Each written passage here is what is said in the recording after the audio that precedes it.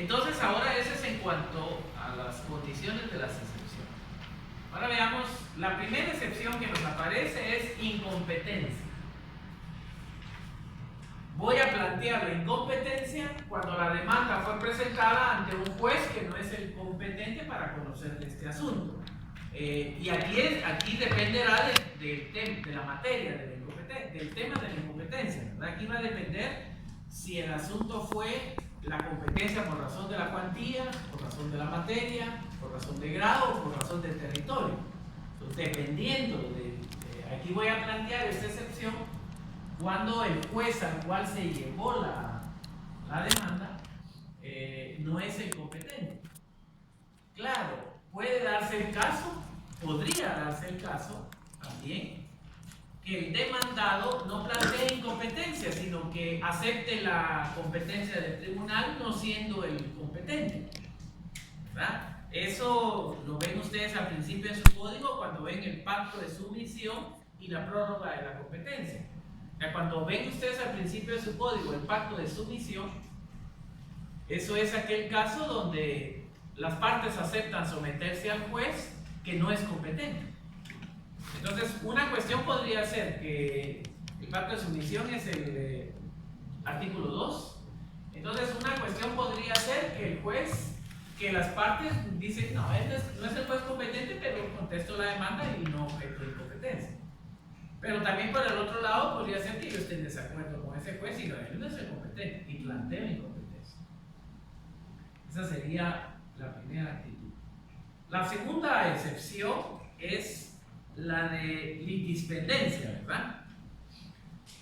Esto ya habíamos aclarado que esto se relaciona con el 540, dijo usted, ¿verdad? Con el 540, que es lo que se llama litis pendiente.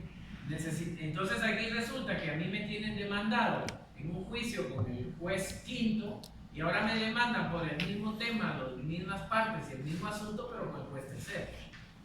Entonces yo planteo litis pendencia, la litis pendiente como excepción. La tercera de ellas es la demanda defectuosa, es la más común de las excepciones, es la que más se plantea comúnmente es esta, la demanda defectuosa. Porque más de algo se nos pasó. Normal, eso es lo que yo les decía, más de algo se nos pasa. Y entonces tenemos que tener cuidado con el 61, 106, 107. Más de algo se nos puede pasar y eso habilita la demanda defectuosa. Básicamente por no reunir los requisitos de esos tres artículos. Cualquier numeral, cualquier inciso que no puse, que se me pasó, eso me va a habilitar la demanda defectuosa. El número 4 es la falta de capacidad legal. Resulta aquí el que me demanda es un menor de edad o el que me demanda es una persona que no está en el ejercicio de sus facultades mentales, aunque sea mayor de edad. Era lo que yo les decía, no basta decir que es mayor de edad. Por eso es que nosotros siempre tenemos que decir persona mayor de edad en el libre ejercicio de sus derechos civiles, porque puede ser un mayor de edad que no esté en capacidad. Por ejemplo, un mayor de edad, bolo, que estaba bolo. Por ejemplo, por poner un ejemplo, en el matrimonio, el día del matrimonio está el notario, llega la pareja y el muchacho está tan emocionado por el matrimonio, tan feliz, o quiere borrar su mente, no sé, una de dos. Y entonces se echó sus tragos antes de venir al matrimonio. Y está frente al notario y él, claro, él es una persona mayor de edad que está en el libre ejercicio de sus derechos civiles, pero en este momento está bajo efectos de licor. En consecuencia, yo notario no puedo autorizar ese matrimonio, porque él no está en el libre ejercicio de sus capacidad mental. No puedo autorizar el matrimonio de él porque está bueno. No puedo. Entonces, por eso es que debemos tener cuidado con los mayores de edad, que no basta en cuanto a la capacidad decir mayor, porque puede darse el caso de que emocionalmente, sentimentalmente o físicamente no esté en el ejercicio de su capacidad mental o esté alterado emocionalmente. Yo no puedo celebrar un contrato o un negocio jurídico con una persona que emocionalmente está inestable, una persona que esté llorando, que esté furiosa, que esté enojada, que esté asustada. Yo no podría hacer el negocio jurídico con una capacidad emocional temporalmente está inestable. Entonces eso podría habilitar una nulidad. Entonces por eso sería en el caso del número 4. Entonces, en pocas palabras, compañeros, cuando ya sean notarios, no cazamos bolos. En pocas palabras, no cazamos bolos. Entonces tenemos que esperar que le pase, ¿verdad? No cazamos bolos. La otra cuestión, número 5, la falta de personalidad. La falta de personalidad, compañeros, es una excepción que vamos a invocar cuando la persona que me demanda no es el dueño del derecho que pretende hacer valer, no está legitimado para el derecho que pretende hacer valer. Entonces la falta de personalidad lo que va a atacar es la falta de legitimación, que es el artículo, ¿cuál fue el que dije yo? 51, que es el artículo 51.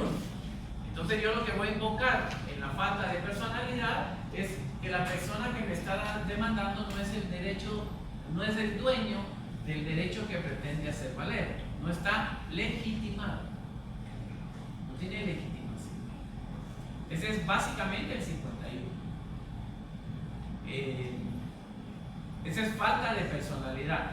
Normalmente los estudiantes, compañeros, el que les cuesta en un examen privado es la falta de personalidad. Por alguna razón que no sé, la mayoría de estudiantes siempre confunden la falta de personalidad o no la dicen bien.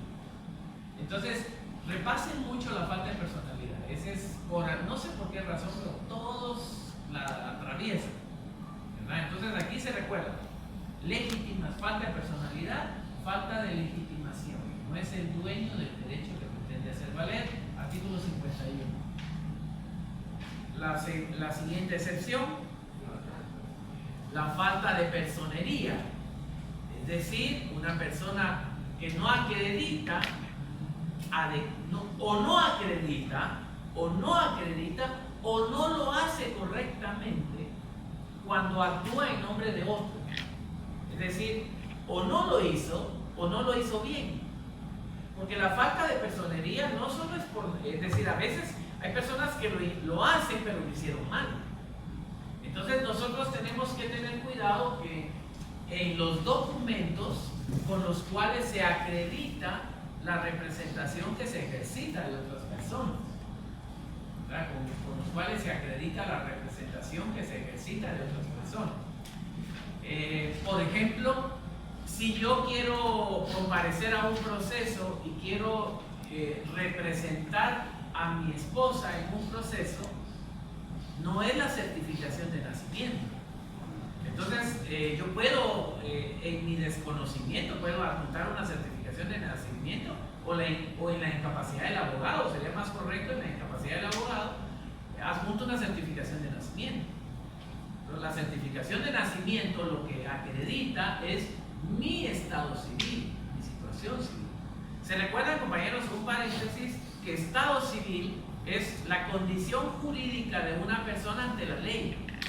Eso es estado civil. El estado civil no es como a veces dice, el estado civil dice casado, soltero, o alguien dice por ahí viudo, unido, reunido, no sé qué, ¿verdad? Estado civil es una condición jurídica o la condición jurídica que una persona tiene ante la ley. Entonces, estado civil es estar vivo, estado civil es estar muerto. Los muertos tienen un estado civil, ese es su estado civil, estar muerto, ese es su estado civil. Estado civil también es estar bajo interdicción. Estado civil es estar bajo tutela, bajo interdicción, bajo tutela. Ese es estado civil, estar en estado de interdicción, etc. Entonces, y además, estado civil también es el estado civil en relación al vínculo conyugal, estar casado o estar soltero, o unido de hecho. Pero entonces, la certificación de nacimiento lo que acredita es mi estado civil, y no todo tampoco. Si estoy muerto, no es la certificación de nacimiento, es la de defunción. El matrimonio, mi condición de cónyuge se acredita con la certificación de matrimonio, no con la de nacimiento. Y muchos abogados acreditan la condición de cónyuge con la de nacimiento. Entonces es con la de matrimonio, una certificación de matrimonio. Con esa es la que se acredita, ¿verdad?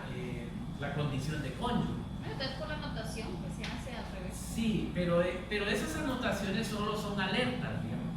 Esos son, digamos que eso, de hecho, si usted ve esas anotaciones ya están al margen. Entonces realmente usted no debería, como notaria o como juez, dejarse llevar por una anotación que está al margen. Esas son como alertas, digamos. Las anotaciones que se hacen en las certificaciones, por ejemplo, las anotaciones que se hacen en las certificaciones, por ejemplo, del registro de propiedad, del registro mercantil o del registro del RENAP, esas son alertas, esas cumplen un principio que se llama el principio de publicidad y que sirven nada más como para alertar a que no vaya a pasar nada, pero realmente esa es una anotación. Lo que a nosotros nos debe valer es el contenido, lo que está dentro de la certificación, no sus anotaciones. Claro, muchas personas, muchos abogados, muchas instituciones, etcétera, aceptan documentos inadecuados para justificar personería, pero eso no es lo correcto, es decir, no es lo correcto. Pero sí hay gente, como dice usted, que lo hace, que acepta, dice, no, como ahí está, abajo, eso es. Pero realmente no es eso. Bueno, entonces, cuando hablamos de la personería, estamos hablando de acreditar la representación que ejercito de otro. Puede hacer dos cosas, o no adjunté el documento o lo adjunté mal, como yo lo decía, como yo lo planteaba. En mi caso, como abogado, si a mí me pasa eso de que presentaron una demanda y en la demanda adjuntaron certificación de nacimiento para acreditar el estado de cónyuge, yo voy a plantear falta de personería. Y mientras se resuelve, ya nos llevamos 6 meses, 1 año o casi 2 años con este asunto, todo por un documento. Se recuerda, compañeros, que las excepciones se resuelven en la vía de los incidentes. Y los incidentes, el auto que resuelve los incidentes es apelable. Entonces resulta que por una excepción me puedo ir 1 año, 2 años a dar una vuelta por una excepción. Y mientras tanto, ¿qué pasó con el proceso? Y se recuerdan que eso es apelable y después cabría la posibilidad de casación y de repente hasta amparo. Entonces, por una excepción nos fuimos a dar una vuelta de 2 años, 3 años, uno nunca sabe, ¿verdad? 4 años, 5 años por una excepción. Entonces, por eso hay que tener mucho cuidado de que, si bien es cierto, hay cuestiones que se pueden hacer, mejor nada, de todos modos, nada nos cuesta, porque al final eso lo va a pagar el cliente, mejor saquemos la que es correcta. No abrimos la puerta, cerramos esa posibilidad. La otra que sigue es la excepción de... Bueno, ahí entra la de falta de cumplimiento de plazo. Era lo que yo les decía, es porque pretendo ejercer obligar un derecho que ya extinguió, o perdón, que no se ha cumplido su plazo. Si el contrato termina en diciembre, yo no puedo empezar en junio a demandar. Era lo que yo les decía, para que apliquemos el incumplimiento de las obligaciones que está en el Código Civil. Para poder aplicar el incumplimiento, una condición es que el negocio jurídico haya finalizado, se haya terminado. No puedo, salvo que sea actos parciales, salvo que sea obligaciones de tracto sucesivo, ¿verdad? Pero la regla general es que para que yo pueda invocar cualquiera de los incumplimientos que están en el Código Civil, por ejemplo, para que yo pueda cobrar daños y perjuicios, una condición es que el plazo se haya extinguido ya, o la condición del negocio ya se terminó. No lo puedo cobrar antes, es decir, yo no puedo cobrar daños y perjuicios antes, salvo que sean obligaciones parciales, que sean así como mensuales, etcétera, ¿verdad? Pero si es solo de un periodo de tiempo, para que yo pueda aplicar el incumplimiento de las obligaciones del Código Civil, se tiene que haber extinguido el plazo, terminado el plazo. Esa es la condición en el incumplimiento de las obligaciones del civil. Porque si yo quisiera hacerlo a la mitad, si yo quisiera hacerlo antes, no se usa el incumplimiento, sino que se usa la extinción de las obligaciones que están más adelante. ¿verdad? Por eso es que el código tiene cumplimiento de las obligaciones, incumplimiento de las obligaciones, ¿verdad? Después tiene transferencia de las obligaciones y por último tiene extinción. Entonces, si yo quiero usar incumplimiento, el plazo se debe haber cumplido. Y si quiero a la mitad terminar el negocio, eso es la extinción de las obligaciones. Que usamos la extinción cuando la obligación está en ejecución. O sea, todo eso de la extinción de las obligaciones necesita que la obligación no se haya terminado, sino que esté en ejecución. Entonces esa es la diferencia entre incumplimiento y extinción. Entonces, en este caso necesito entonces, compañeros, que para que plantee esa excepción, el plazo ya se cumplió el plazo, pero no ha prescrito, eso sí, ¿verdad? Y en las condiciones ya se cumplió. Y la siguiente es la caducidad, pues que este proceso no se haya intentado en otro proceso que se dejó abandonado y dentro del cual se declaró caducidad.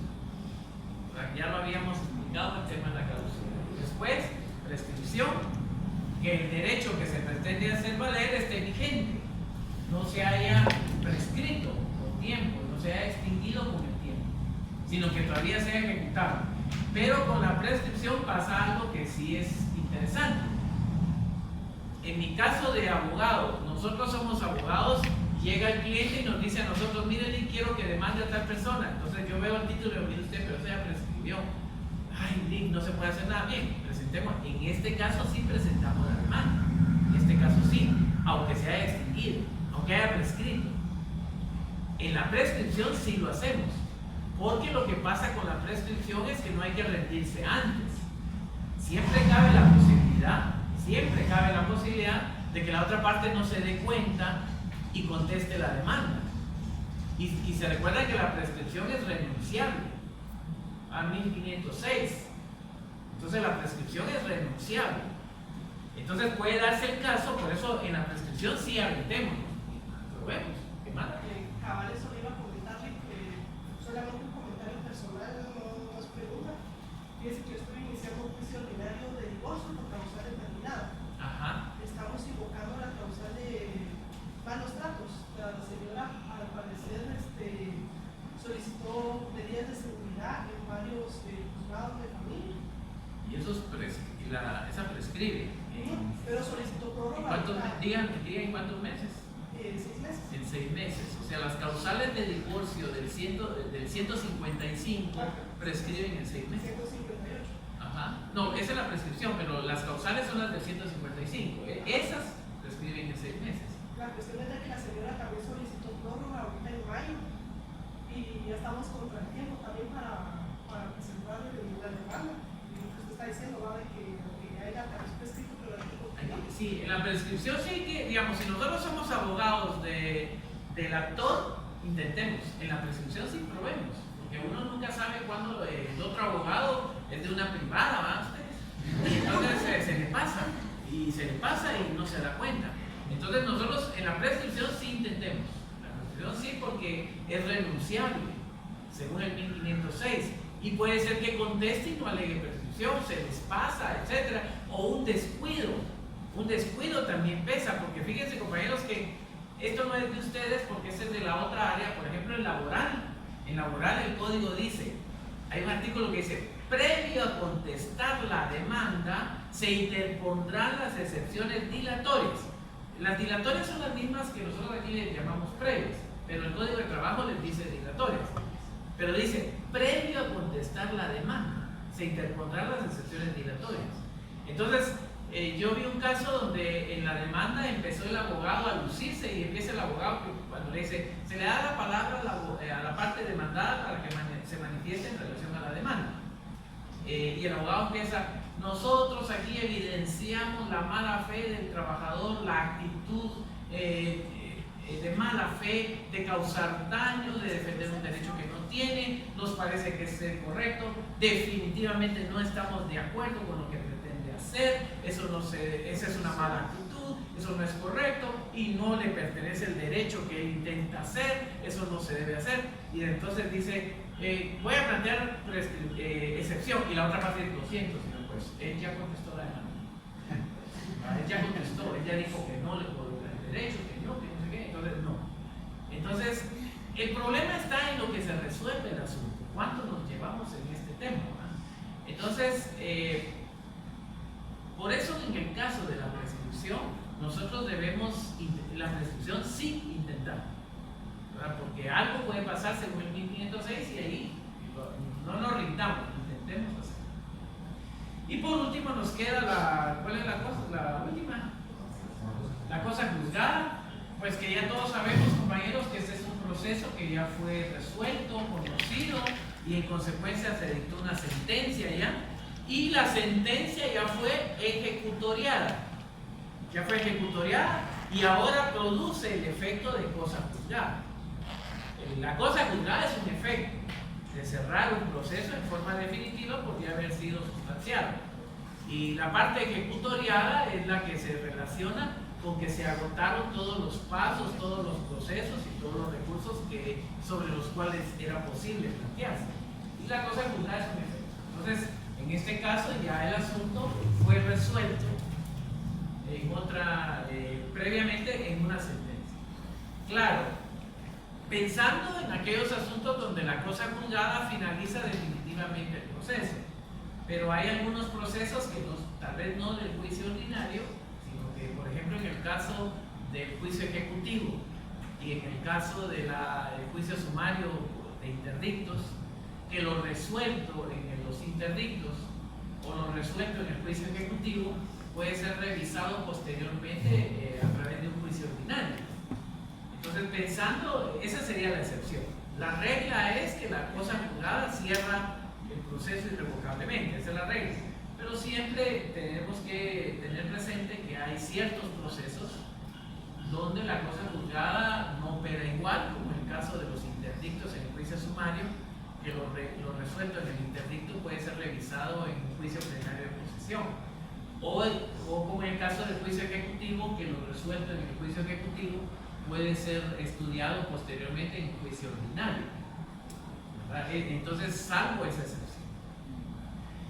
Entonces, planteada la excepción, nos recordamos que en el juicio ordinario se plantea dentro de los 6 primeros días, y ahora planteada la excepción, el juez abre la vía de los incidentes para que en la vía de los incidentes, que está regulado en la ley del organismo judicial, artículo 135, se abre la vía de los incidentes, y en la vía de los incidentes, artículo 135, se va a resolver la excepción planteada. De los incidentes solo mencionamos en este caso, compañeros, que se recuerdan que hay 2 tipos de incidentes: incidentes de hecho, incidentes de derecho. Y que los incidentes de derecho no se prueban, no se abren a prueba, mientras que los incidentes de hecho son los que se prueban, los que se abren a prueba, y que los incidentes terminan en auto, y que el auto, artículo 138, que el auto es apelable, ¿verdad? 135, ¿verdad? No, 140, y que el auto es apelable. Entonces, por eso les decía yo que por una excepción nos fuimos a hacer un recorrido. Ahora, no se les va a olvidar, compañeros, que el emplazamiento era por 9 días. Dentro de los 6 primeros se pueden plantear excepciones. Digamos que se planteó al 6º día. Nos quedaron, ¿cuántos días del emplazamiento? Nos quedaron 3 días del emplazamiento. Hay que tener cuidado que nos fuimos a resolver las excepciones y nos fuimos a dar una vuelta de 6 meses, 1 año, 2 años, 3 años, y de repente ya se resolvieron las excepciones y regresamos al emplazamiento donde nos habíamos quedado. Entonces hay que tener cuidado que ahora solo nos quedan 3 días para contestar la demanda.